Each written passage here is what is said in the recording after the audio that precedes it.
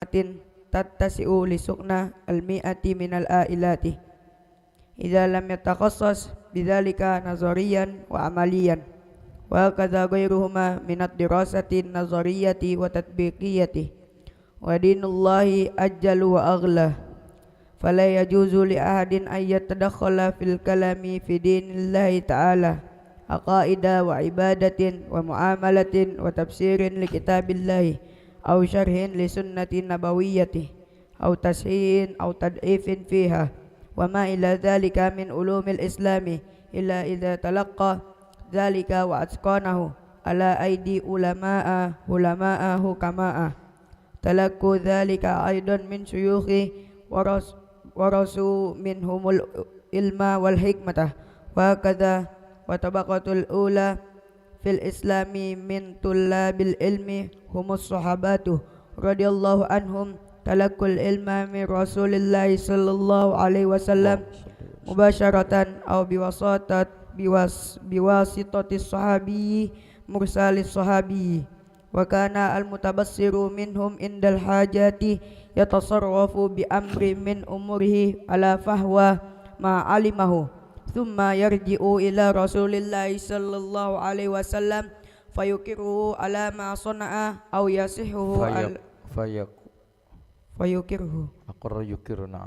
fayukiruhu ala ma sana'a aw yasihihu aw yusahhihu lahu wa tawalat at-tabaqatu al-ilmiyatu jailan ba'da jailin jailat tabi'ina summa jaila atba'ihim summa sarat al-madarisu al-ilmiyatu wa sara likulli alimin jalilun kabirun madrasatun yantasibu ilaihi wa ilaiha ashabu faman ba'dahum wa kal walidi lahum yantasibuna ila manhajil ilmi wa mashrabuhu ruhiyyu wa madrasatuhul fikriyatu. Alhamdulillah sallallahu wasallam ala sayyidina Muhammad wa ala alihi wa sahbihi wa man wala. Qala al-ma'lamu tsamin darurati talaqqil ilmi anisyuyukh, keharusan menuntut ilmu atau mendapatkan ilmu dari para guru. Jadi ilmu tidak hanya didapatkan dari pinggir jalan, tapi mesti ada guru yang ia belajar kepadanya.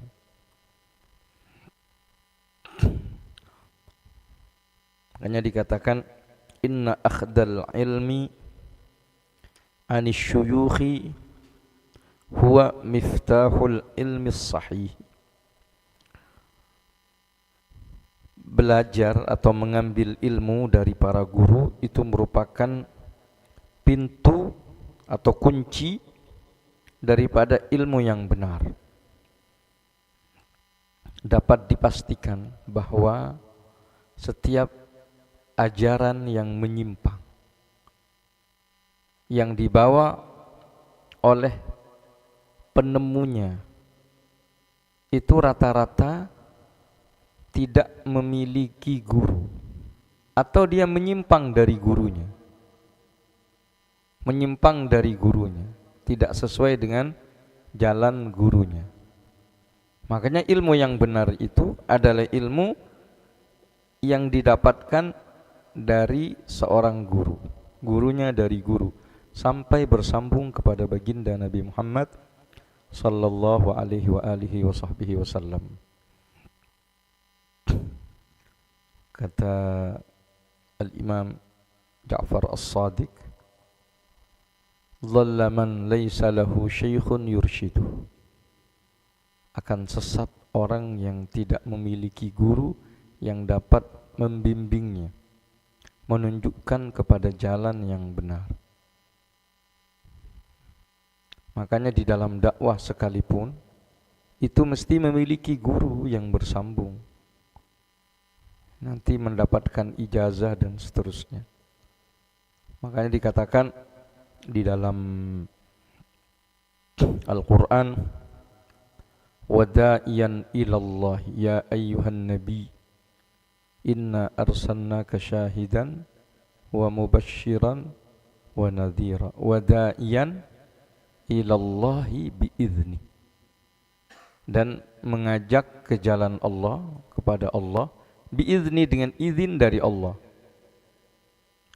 Para sahabat izin dari Nabi, kemudian para tabi'in izin dari sahabat, dan seterusnya, seperti yang akan diterangkan nanti di sini.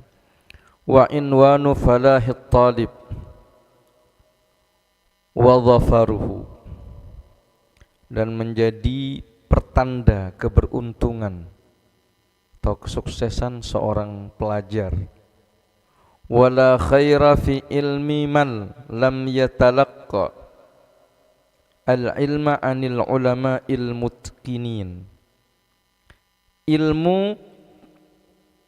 di sini ada beberapa paragraf yang mesti difahamin. Tidak ada kebaikan di dalam ilmu seseorang di mana dia tidak mempelajari ilmunya, di mana dia tidak mendapatkan ilmunya dari ulama al-mutqinin, ulama yang memang mutqin. Mutqin ini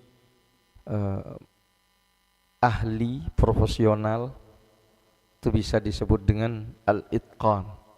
Artinya memang menguasai apa yang ia ajarkan.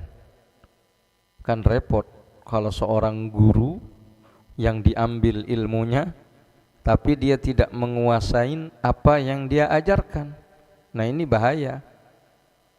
Ibarat orang mau belajar nyetir dari orang yang kurang bisa nyetir juga. Kira-kira apa yang akan terjadi? Nah, kadangkala ada orang yang yatajarra, menempatkan dirinya menjadi syekh, menjadi guru, baik di dalam bidang tertentu, padahal dirinya tidak itqan, tidak menguasai terhadap ilmu yang ia ajarkan. Dengan kepentingan apapun, ada kepentingan ini itu, tapi dia memberanikan diri untuk itqan, maka ini juga tidak memberanikan diri untuk ngajar. Kacau. Nah, di zaman kita sekarang ini banyak orang-orang yatasaddar, tampil seolah-olah menjadi seseorang ulama padahal bukan ulama. Akhirnya kacau dunia persilatan. Hanya kacau dunia dakwah, dunia keberagamaan. Repot benar-benar. Itulah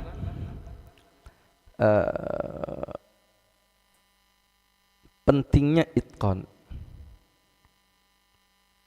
Innallaha, kata Nabi, yuhibbu min abdihi idza amila amalin ayyutqinah. Allah itu suka kepada hambanya bila mana dia mengerjakan sesuatu, dikerjakan dengan semaksimal mungkin, dikerjakan dengan sebaik mungkin. Paham tuh? Nah, ini perlunya belajar serius. Jangan nanggung, jangan setengah matang. Ya kalau telur setengah matang masih enak dimakan. Ya. Tapi kalau daging setengah matang dimakan, Allah yahfad. Ya. Maka menjadi seseorang berilmu itu mesti itqan.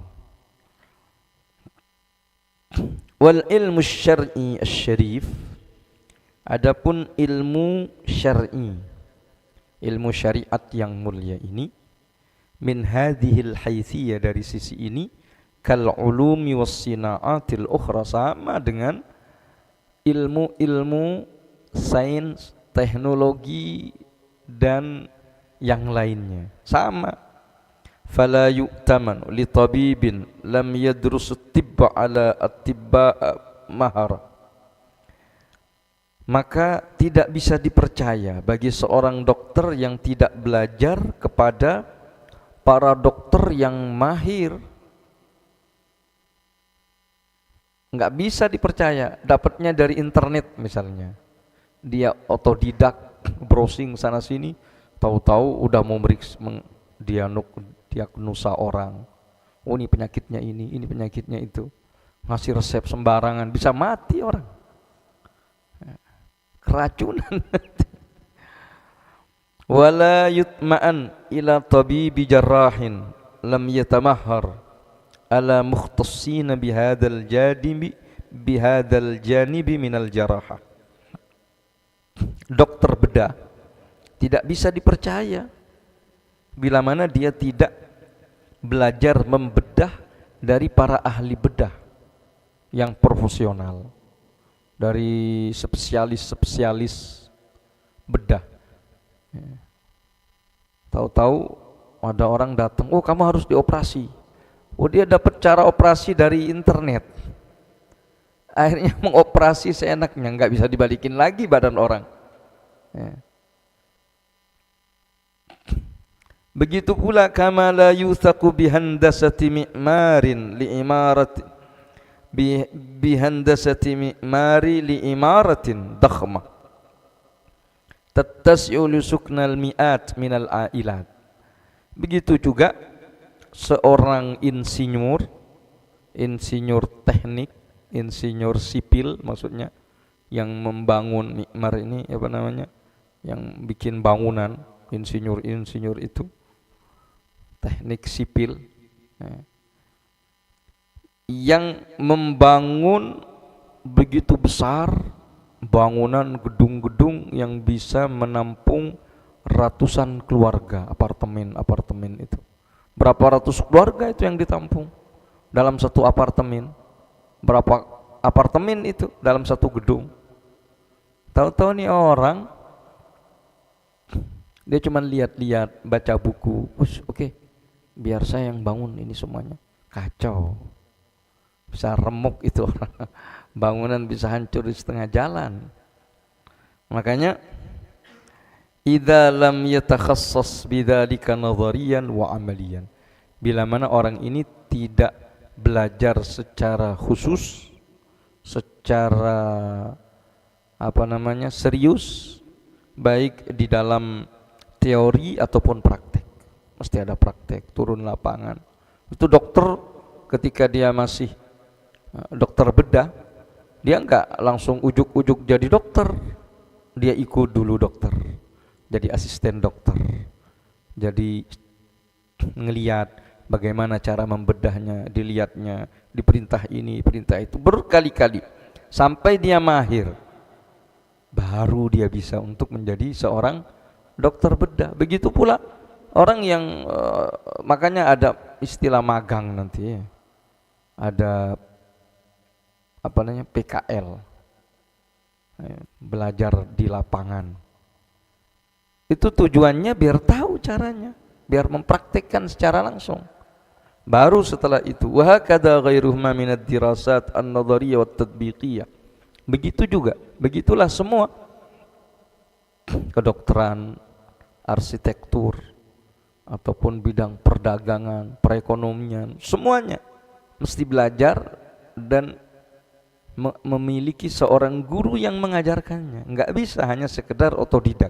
Kalau untuk sekedar menjadi pembicara di seminar-seminar, ceramah-ceramah bisa, tinggal ngafal, ya kan? Seperti orang yang enggak ngerti bahasa Arab, pengen ceramah bahasa Arab, ngafal aja. Kadang keluar ayat Al-Quran, ya udah, yang penting dia hafal. Kayak burung beo,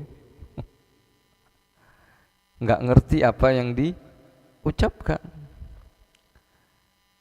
Begitu pula ilmu yang memang asli termasuk di dalamnya, wa dinullahi ajalla wa aghla. Kalau itu di dalam ilmu secara umum, maka agama Allah itu lebih mulia dan lebih mahal. Mestinya lebih khusus dipelajarinya. Fala yajuzu li ahadin ay yatadakhala fil kalam fi dinillahi ta'ala. Tidak boleh bagi setiap orang seenaknya cawi-cawi di dalam berbicara di dalam agama Allah.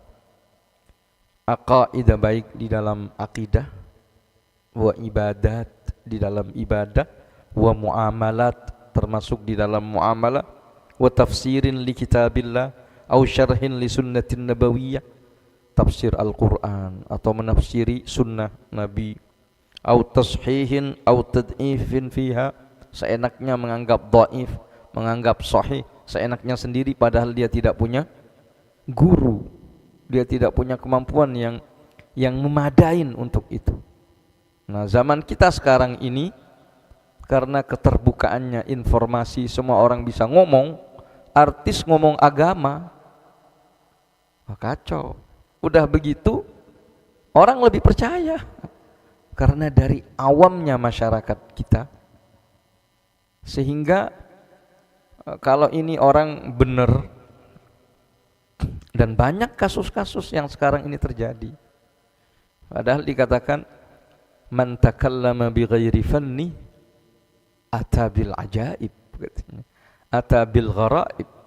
Siapa yang ngomong bukan dalam faknya, bukan dalam bidangnya, maka aneh-aneh yang didapatkan. Itu di zaman kita sekarang, subhanallah. Karena orang ngomong seenaknya. Nah, di sini tuntutan bagi para penuntut ilmu untuk benar-benar untuk bisa mengatasi zaman yang seperti ini, biar tidak semakin ampuradul keadaan umat Nabi Muhammad sallallahu alaihi wasallam. Bicara akidah seenaknya, belajar 2-3 hari kepada orang yang salah, mudah disalah-salahkan. Ini syirik, ini bid'ah, ini wah, kayak dia doang yang Islam. Padahal belajar agama baru kemarin. Nah, ini terjadi. Atau sok-sokan jadi ahli ilmu fikih. Mentang-mentang viral, mentang-mentang banyak yang nanya, memanggilnya ustadz atau ustadzah, akhirnya berfatwa seenaknya. Dan ini terjadi. Dan setelah ditelusuri, karena dia tidak belajar serius, tidak menuntut ilmu kepada seseorang, sehingga yang kita khawatirkan nanti, ilmu adalah satu hal, kemudian menjadi tokoh adalah hal yang lain. Menjadi tokoh agama misalnya, ini akan berbahaya. Sehingga orang akan fokus gimana caranya viral, gimana caranya dapat pengikut yang banyak, gimana caranya. Dia nggak peduli kontennya, isi yang akan dia sampaikan, apakah itu sesuai atau tidak. Dan ini ke depan akan dihadapin oleh para penuntut ilmu yang mesti kita hadapin dengan kecerdasan, dengan basirah, dengan cara-cara yang benar.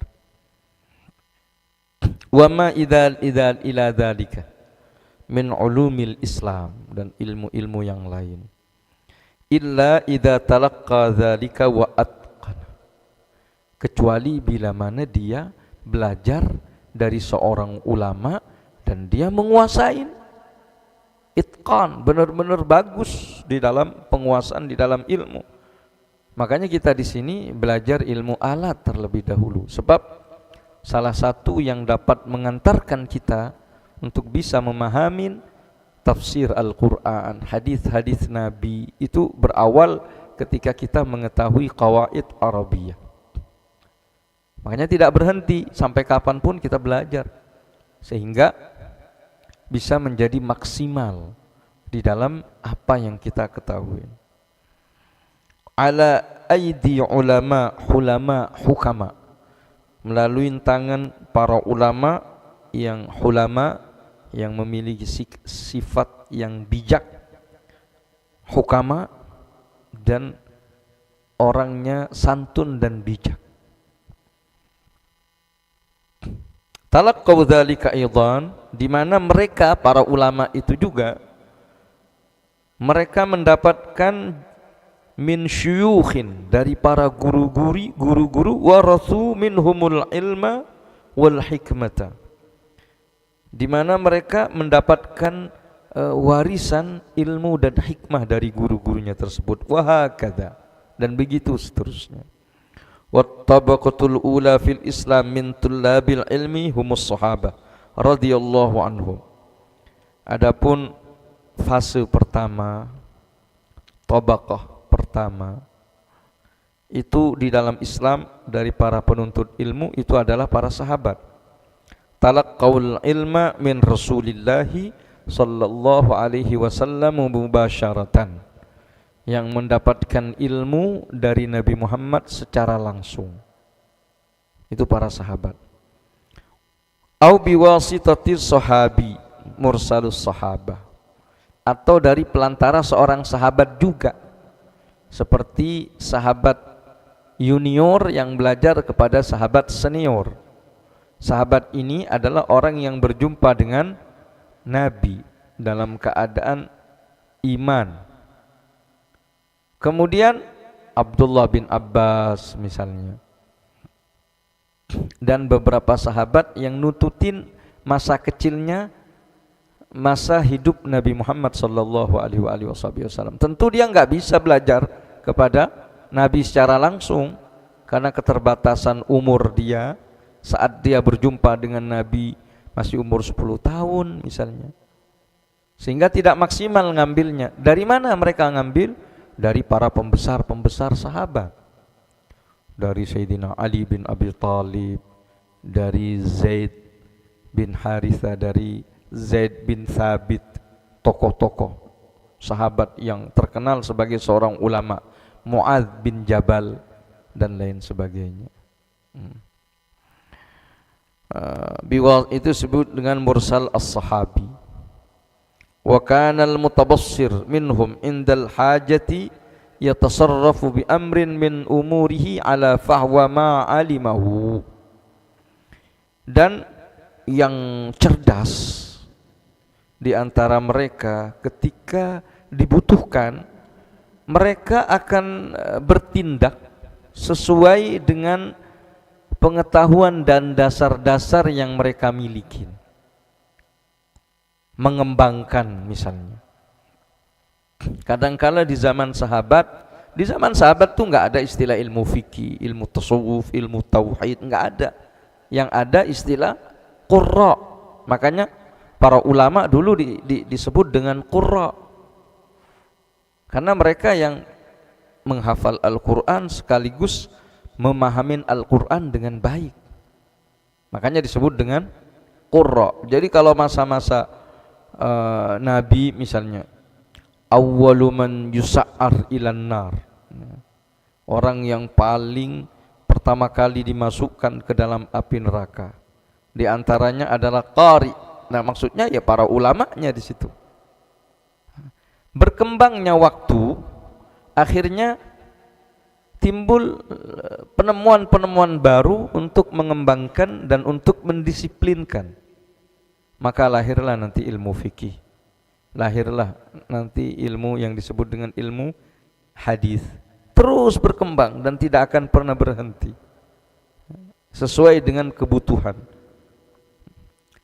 Nah itu disebut dengan tasarruf.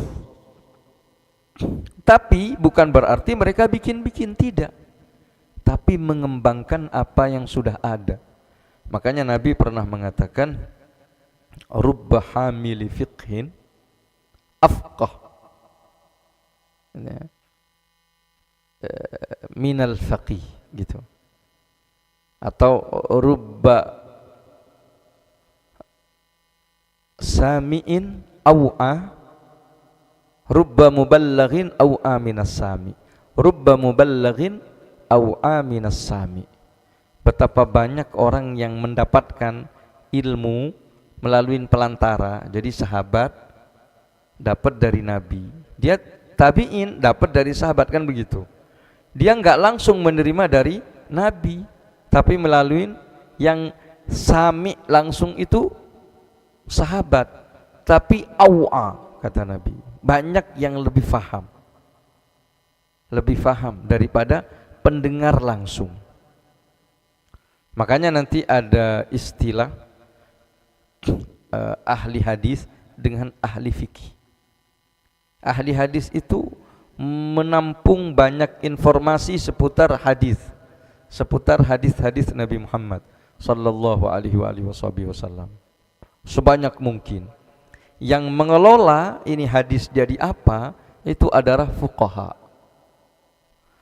Sehingga pernah ada beberapa kejadian ahli fikih berfatwa dengan sebuah fatwa sehingga membuat ahli hadis heran dan bertanya kepadanya, kamu dari mana dapatkan pendapat ini?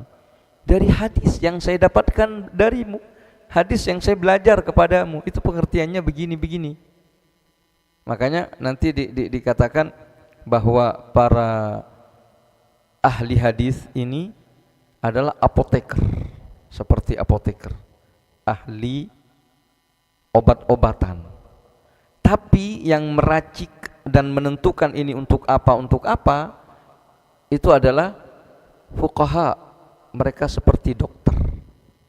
Nah, dokter yang jadi ahli hadis itu adalah sayyidali disebutnya, sedangkan tabib itu sama seperti tabib. Fuqaha itu sama dengan tabib.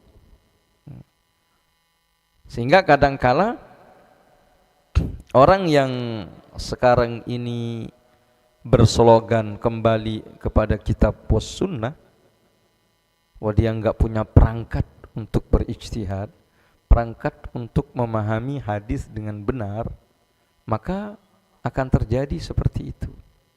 Fahim tuh?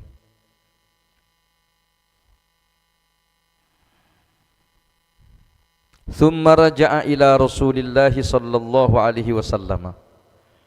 Jadi banyak kejadian-kejadian yang para sahabat itu berijtihad dengan dasar yang mereka milikin, kemudian kembali kepada Nabi. Fayaqurruhu ala ma sana'. Nabi mengakuin.